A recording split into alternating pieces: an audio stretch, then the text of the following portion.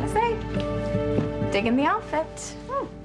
You got a real flair for design, Fancy. I think that Crane Couture is really coming along. Thank you. You're welcome. And you should see the others. Check out cranecouture.com. I will. I just need 5 minutes to myself. I will. I don't know how you managed to fit in a full day's work with everything that's going on with Ethan. You know, I've just always been kind of a workaholic. You mean obsessive compulsive? Yeah, I'll take that one as a compliment. No, I just believe that Ethan and I are gonna be together one day. And, well, in the meantime, I've got calls to make. I wish I could concentrate on my job, but no way. I can't get those images of Noah making love to Maya out of my mind. I'm sorry. Look, I do feel really bad about being so negative last night. I still believe true love conquers all, no matter what. It's too late for that. I know that you found Noah with Maya last night, but this isn't like him.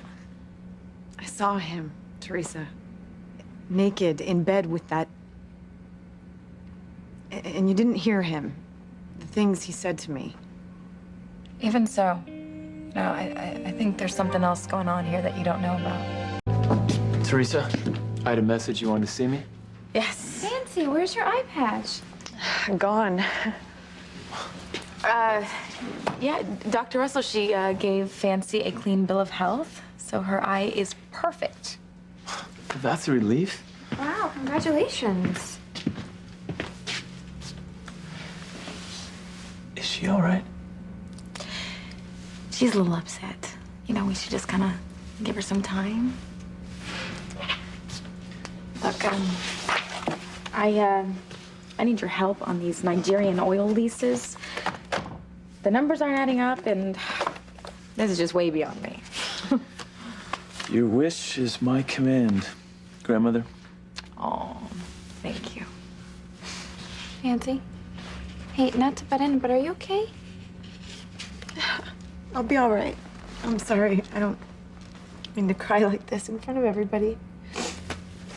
Is anybody gonna tell me what's going on here? Oh, it's kind of none of your business, Fox. It's okay. No, it's all right. It'll be common knowledge soon enough.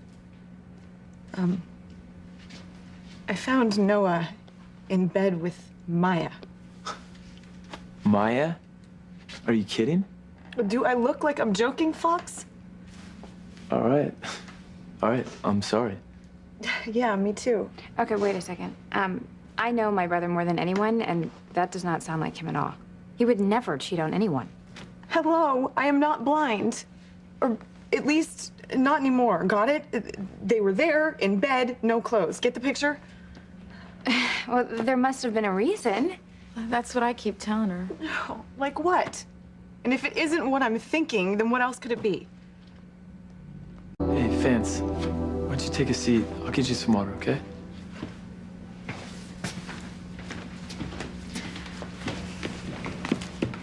Do you think we're just guilty of wishful thinking?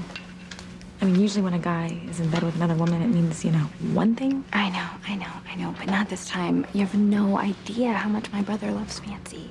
She's made a new man out of him.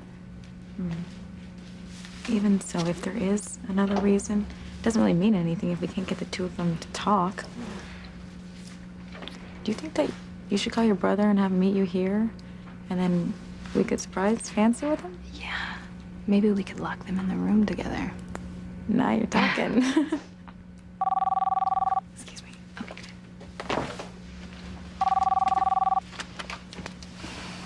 Yes, may I help you? Hello, Mrs. Crane. This is Reggie, the chauffeur.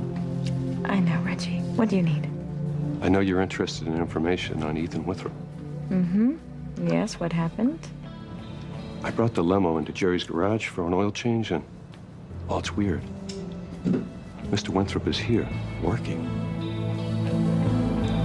Working? He's a full-time mechanic here. Since when? I don't know, man, but he's here right now. Oh, my God. Okay, I'm on my way. Thank you.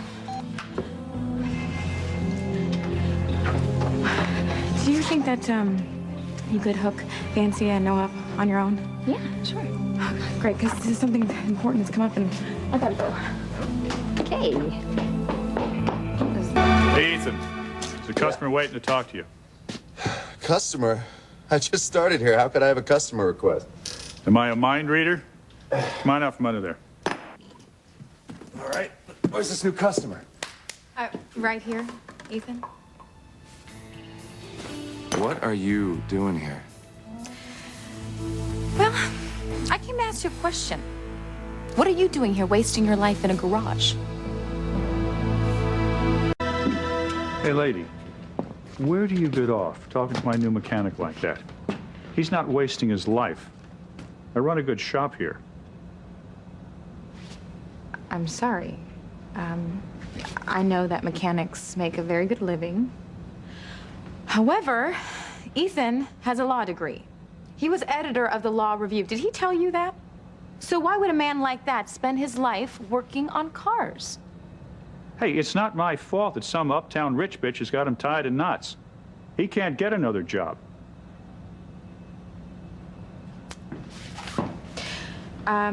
Listen. I am deeply, deeply sorry that I have offended you in any way. May I have a few minutes alone with him, please? I guess. Thank you.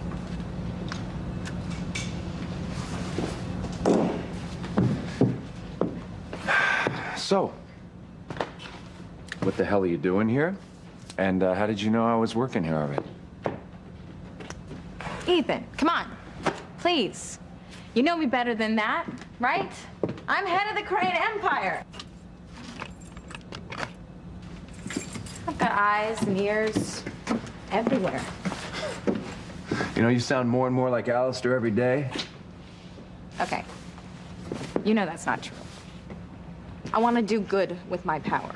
And actually, I want you to help me do good, but no, you've refused. Now look at this place. Look where you are, Ethan. Yeah, you know what? I like this place. I like it. And the only reason I'm here, Theresa, is because you have barred me from working anywhere else. You can come back to work at Crane anytime you want. Forget it. You would kill for that job. You're just worried about being alone with me and working with me, right? Stop it. Aren't you afraid, Ethan, that if we spend time together, if we're near each other day after day, you will forget your guilt, you will forget your duty to Gwen and betray your marriage vows? Ethan, your fears are why you're working here.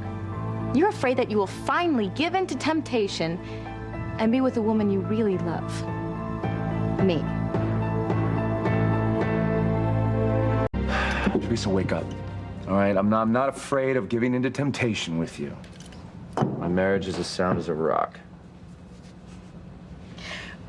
If that is true, Ethan, why don't you come back to work at Crane? Because you're relentless, Theresa. Because you won't stop pursuing me, that's why. You'll probably chase me around the office building. You'll probably, I don't know, chase me into the men's room, for God's sake.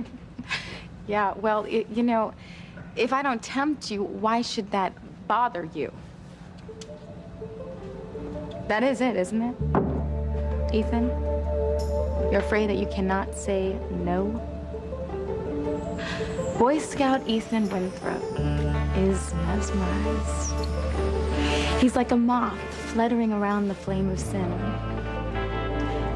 It is exciting, Ethan, isn't it? Get away from me, all right? And how much harder it must be when you're actually in love with a sin the way that you are me.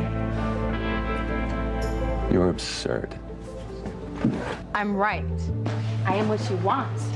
I'm what you cannot resist. You can't control yourself around me, Ethan. You cannot resist the temptation. Look, hey, I mean, do I look like some teenage boy that can't control himself? You're not a temptation to me.